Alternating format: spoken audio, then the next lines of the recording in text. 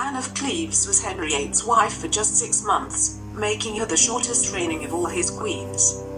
She is often dismissed as the ugly wife, little more than a blip in the history of England's most married monarch. Anne of Cleves has gone down in history as the ugly wife. Henry VIII was so revolted when he first clapped eyes on her that he immediately instructed his lawyers to get him out of the marriage. Thereafter, his poor, spurned fourth queen retreated quietly into obscurity to hide her face from the world, while Henry joyfully married the infinitely more desirable Catherine Howard. Anne, who was born 500 years ago, was Henry's wife for just 6 months, making her the shortest reigning of all his queens. And so she has been dismissed as little more than a blip in the history of England's most married monarch. The true story of Henry VIII's fourth wife is entirely different to this humiliating fiction. Anne may not have been to the king's liking, but how she responded proves that she was far from being the hapless victim of legend. In fact, she can justifiably claim to have been the most successful of all Henry's wives. How did Henry and Anne meet? Anne, daughter of the late Duke of Julius Cleves, Joan III, and sister of his successor, Wilhelm, had first been mooted as a potential wife for the English king in the closing weeks of 1537. Soon after the death of his beloved third wife, Jane Seymour, Anne was then 22 years of age, and had already been used as a pawn in the international marriage market when she had been betrothed to Francois, heir to the Duchy of Lorraine, in 1527. This had come to nothing, leaving her free to marry elsewhere. John Hutton, ambassador to Mary of Hungary, who had originally made the suggestion, admitted he had heard no great praise of her beauty. Such a recommendation hardly motivated Henry to pursue the scheme any further, and it was not until early 1539 that the idea was resurrected. This time Henry gave it more credence because he desperately needed new allies.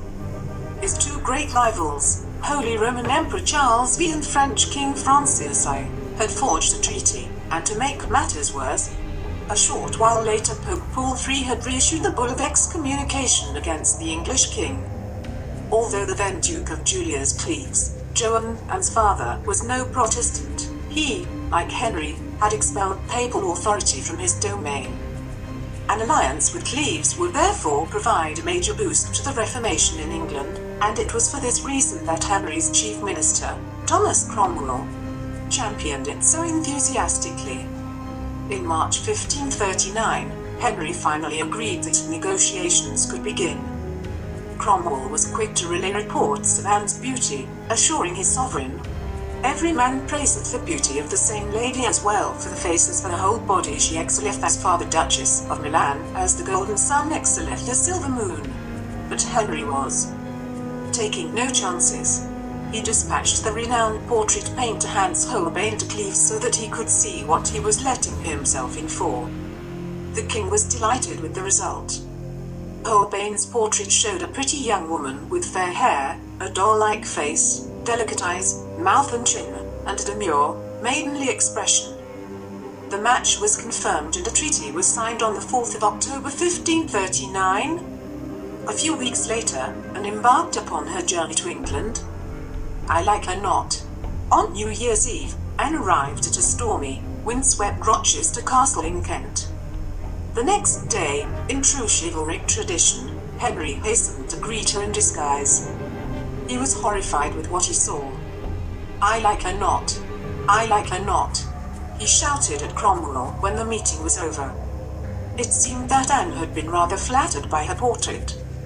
In contrast to the petite stature of Henry's first 3 wives, she was tall, big-boned and strong-featured.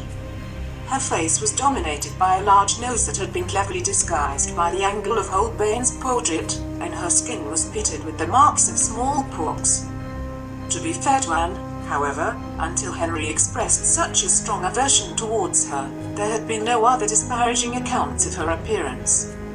The famous nickname of Flanders Mayor was only coined by Bishop Gilbert Burnet in the late 17th century. Most of the contemporary accounts before the marriage had been complimentary. Even Henry was forced to admit that she was well and seemly, but the fact that she nevertheless repelled him ensured that Anne would henceforth be known as the ugly wife. History has thus served a great injustice on Anne, particularly as her betrothed could hardly have been described as an attractive prospect himself by the time of their marriage. Incapacitated by an ulcerated jousting wound in his leg, Henry's girth had increased at an alarming rate. When he became king, he had been a trim 32 inches around the waist. By the time he met Anne of Cleves, it was closer to 52 inches. To the outside world, everything was as it should be. Anne wrote to her family, assuring them that she was very happy with her husband. Meanwhile, Henry made sure that he appeared in public with his new queen as often as could be expected. A few days after the wedding, a celebratory tournament was held in Greenwich. The contemporary chronicler Edward Hall recorded the event and praised the new queen so effusively that nobody would guess there was anything amiss. She was apparelled after the English fashion, with a French hood, which so set forth her beauty and good visage, that every creature rejoiced to behold her. There was another reason why Henry was desperate to be rid of his fourth wife. By the spring of 1540, he had fallen madly in love with Catherine Howard, but lacked the courtly refinements that her new husband was used to. The education of noble ladies in Cleves was very different to England.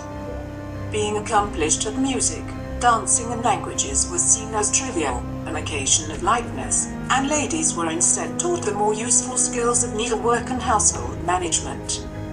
The English ambassador to Cleves described Anne as being of lowly and gentle conditions, and noted that she occupieth her time most with the needle. No matter how affable and eager to please the new queen was, her awkwardness rendered her an embarrassment in the sophisticated world of the Tudor court. There was another reason why Henry was desperate to be rid of his fourth wife. By the spring of 1540, he had fallen madly in love with Catherine Howard, a pretty young lady in waiting in his wife's household. This spurred him into action. Pressure was brought to bear on Thomas Cromwell, who had been arrested for treason and was now obliged to give evidence from the Tower in support of the annulment. On the 24th of June, Anne was ordered by the council to remove herself from court and go to Richmond Palace. A short while later, Anne learned that her marriage to the English king had been called into question because Henry was concerned about her prior betrothal to the Duke of Lorraine, and had therefore refrained from consummating the union. Alison Weir discusses the life and tragic death of the Tudor king's third wife, Jane Seymour, who bore him his long-awaited male heir.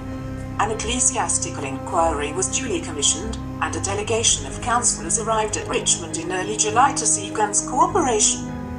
Shocked by this sudden turn of events, Anne fainted. When she had sufficiently recovered herself, she steadfastly refused to give her consent to the inquiry. Before long, though, perhaps fearing a similar fate to Catherine of Aragon or, worse still, Anne Boleyn, and resolved to take a pragmatic approach.